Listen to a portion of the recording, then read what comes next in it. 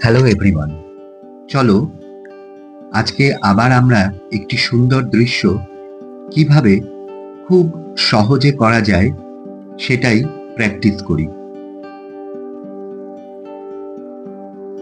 সবার প্রথমে আমরা পাতার এই রকম জায়গায় একটি ঘর খুব সহজ করে এঁকে নেব। এমন একটি ঘর যার সামনে সামান্য ছোট একটা ছাউনি বা চাল করা আছে, আর সেটা করার জন্য আমরা ড্রয়িংটাকে এভাবে করব যাতে কিনা ড্রয়িং করাটা খুব সহজ মনে হয়। শুধু একটা জিনিসই মাথায় রাখতে হবে যে এই ঘরটা করার জন্য যেন পার্সপেক্টিভ কোনোভাবে গন্ডগোল না হয়ে যায়।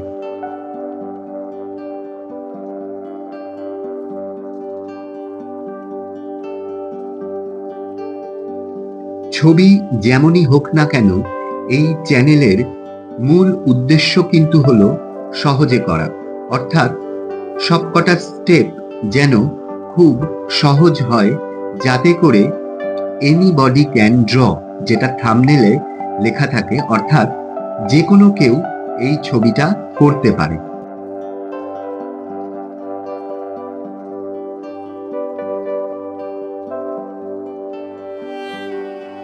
এই পর্যন্ত ড্রয়িং হয়ে গেলে তারপর ঘরের পাশে একটা গাছ আমরা এঁকে নেব এবং পাতার আউটলাইনগুলো খুব সামান্য করে এভাবে দিয়ে নিতে হবে।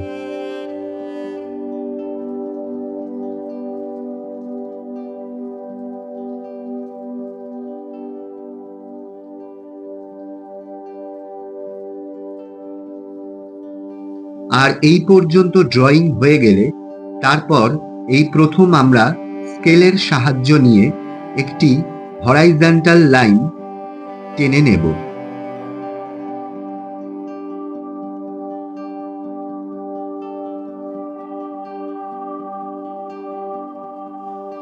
ছবির একেবারে সামনের দিকে অর্থাৎ ফোরগ্রাউন্ডে কিছু ঘাস আমরা এভাবে ড্রয়িং করে নিলাম। তারপর রং করার পালা। আর রং করার সময়ও সেই একই লক্ষ্য কিন্তু আমাদের মাথায় থাকবে, অর্থাৎ রং করাটা যেন খুব সহজ হয়। আর তার জন্য তোমরা সবার প্রথমে লাইট অরেঞ্জ অথবা লাইট অরেঞ্জ না থাকলে পিচ কালার এভাবে আকাশের এই অংশে দিয়ে নেবে, আর তার উপর দেবে সামান্য ডিপ ইয়েলো। এভাবে রঙগুলো কাগজের উপর ঘষে নিয়ে ফিঙ্গার টিপস দিয়ে বা আঙুলের মাথা দিয়ে একটু ব্লেন্ড করে দেবে। আর এটা এমনই রং যেটা কিনা খুব সহজেই কাগজের সাথে ব্লেন্ড হয়ে যায়। এটা কিন্তু সফট প্যাস্টেল। আর তোমাদেরকে আগের ভিডিওগুলোতেও আমি বলেছি যে সফট প্যাস্টেল রং করাটা কিন্তু খুবই সহজ। আর এই ডিপ ইয়েলোর উপরে আমরা দিচ্ছি সামান্য লেমন ইয়েলো। আবার লেমন ইয়েলো রংটা করা হয়ে গেলেও সেই একইভাবে আমরা একটু আঙুলের মাথা দিয়ে রংটাকে মিশিয়ে দেব। আর গাছের ডাল করবার জন্য আমরা ব্যবহার করছি ক্রেয়ন কালার। ক্রেয়নের ডার্ক ব্রাউন এই শেডটা আমরা এখানে ব্যবহার করব। গাছের গুড়িতে এই ক্রেয়ন কালারটাকে খুব হালকাভাবে প্রথমে ভর্তি করে নিলাম, আর তারপরে সেই একই রং আরেকটু ডিপ করে, অর্থাৎ প্রেসটা আরেকটু বেশি করতে হবে, অর্থাৎ একটু বেশি চাপ দিয়ে রংটা ঘষলেই কিন্তু এরকম একটা ডার্ক শেড ছবিতে এসে যাবে।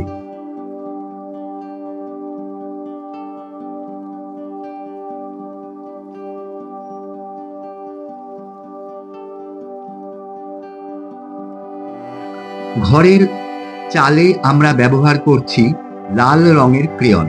তোমরা যে কোনো রেড বা প্রাইমারি রেড এখানে ব্যবহার করতে পারো, আর তার উপর দেবে ভার্মিলিয়ন অথবা অরেঞ্জ।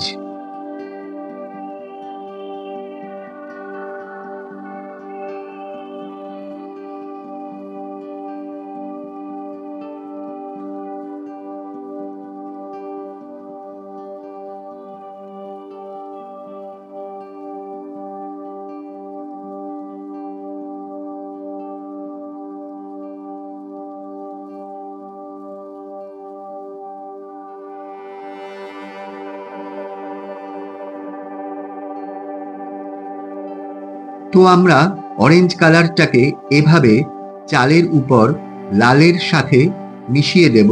আর দেখতেই পারছো খুব অল্প কিছু জায়গা এখানে পেপার হোয়াইট ফাঁকা রাখা হয়েছে, ওটা হাইলাইট ছাড়ার জন্য।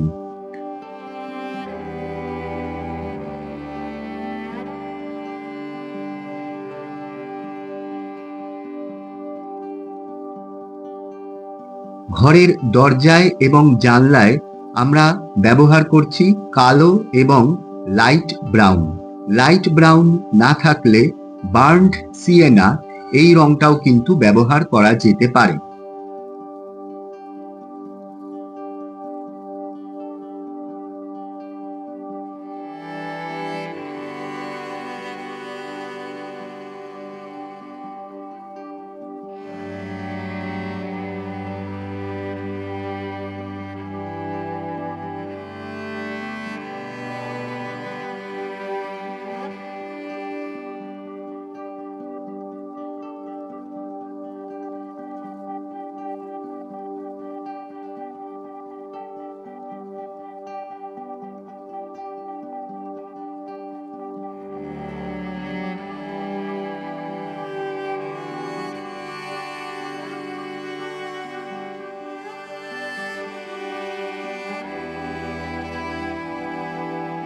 গাছের পাতায় আমরা ক্রমান্বয়ে দিলাম লিফ গ্রিন বা যে কোনো গ্রিন বা ডার্ক গ্রিন তোমরা প্রথমে ব্যবহার করতে পারো, তার উপর লাইট গ্রিন এবং সবশেষে লেমন ইয়েলো।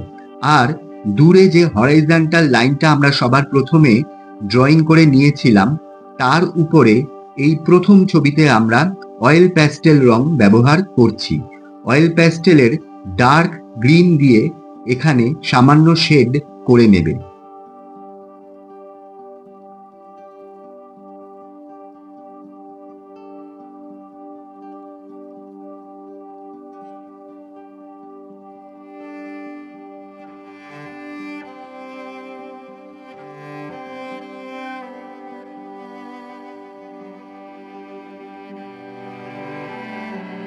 ডার্ক গ্রিনের উপর এমেরাল্ড গ্রিন বা যে কোনো লাইট গ্রিন ব্যবহার করা যেতে পারে।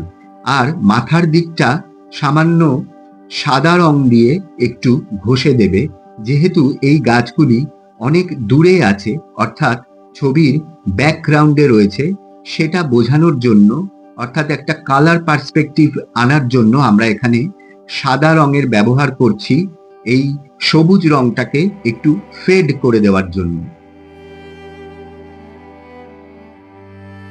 ঘরের দেয়ালে ব্যবহার করতে পারো লাইট গ্রে অথবা ডার্ক গ্রে বা ক্রেয়নের সিলভার কালার ব্যবহার করলেও চলবে।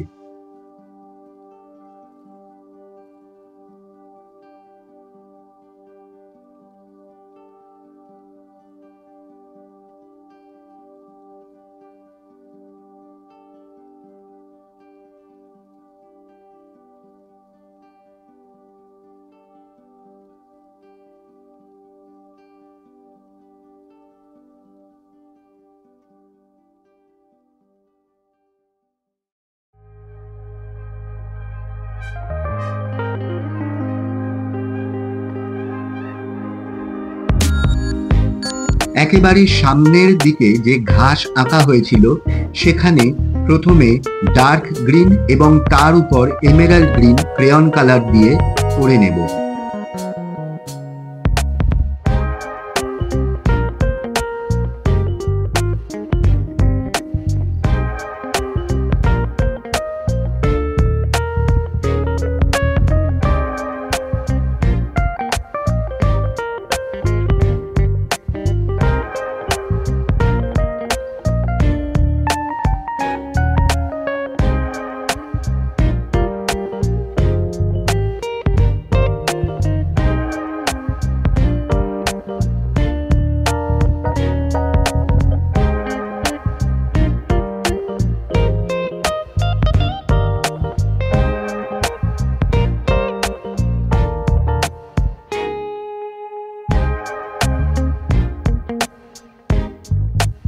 হরাইজন্টাল লাইনের নিচের অংশে আমরা ব্যবহার করছি লেমন ইয়েলো।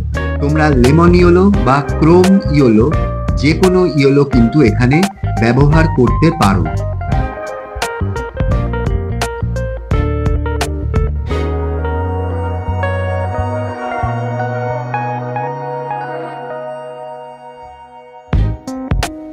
ইয়েলো কালারটা করা হয়ে গেলে তার নিচে আমরা ব্যবহার করব লাইট গ্রিন।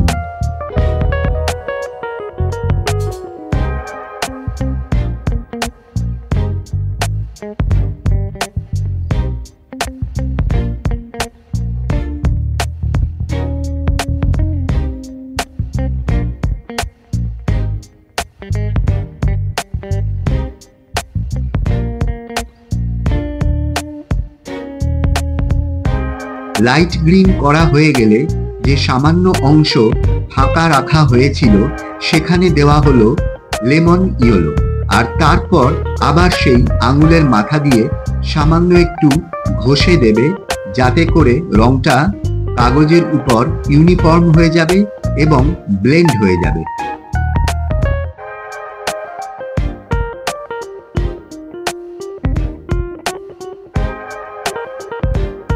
জলের অংশে আমরা ব্যবহার করছি লাইট ব্লু। তোমরা স্কাই ব্লু, লাইট ব্লু এই ধরনের কোনো হালকা রং এই অংশে ব্যবহার করতে পারো, আর তার নিচে তোমরা দিতে পারো এই ধরনের কোনো নীল রং। ছবিটা তোমাদের কেমন লাগলো তা অবশ্যই কমেন্ট বক্সে জানিও। লাইক, কমেন্ট, শেয়ার তো অবশ্যই করো বন্ধুরা, আর সাবস্ক্রাইব করতে ও বেল আইকন প্রেস করতে ভুলো না। আবার দেখা হবে, টাটা।